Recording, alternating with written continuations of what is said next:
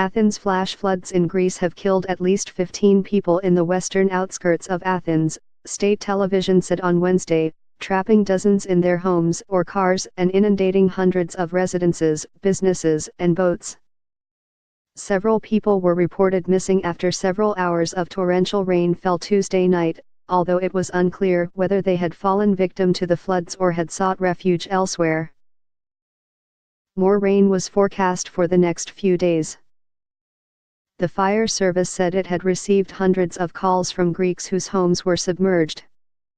As highways turned to rivers, the emergency services rescued people who had been trapped in their cars and stranded on buses. On Wednesday evening, Prime Minister Alexis Tsipras declared a day of national mourning.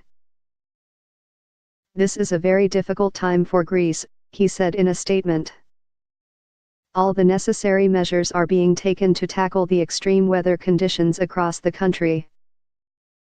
Military facilities and other public venues will be made available to those left homeless by the floods," he added.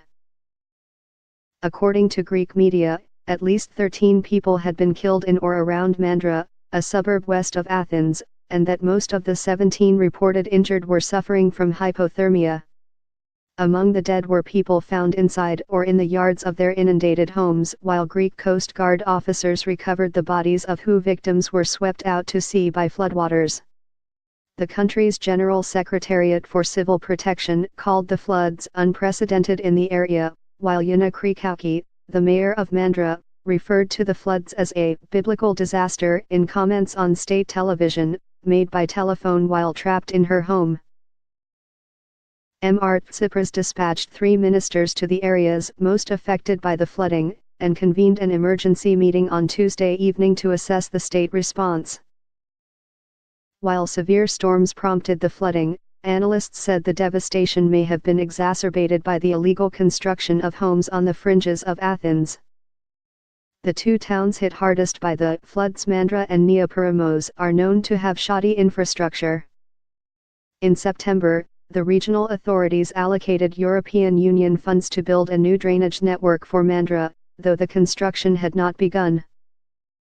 On Tuesday, the authorities in the Aegean island of Symi, known for its colorful neoclassical houses and picturesque harbor, declared a state of emergency after rainstorms pummeled the area.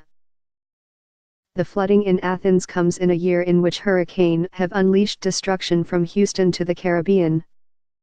Hurricane Harvey tore across the Gulf Coast of Texas, hammering the region with torrential rains and flooding that killed dozens of people, displaced more than 1 million, and caused billions of dollars in damage.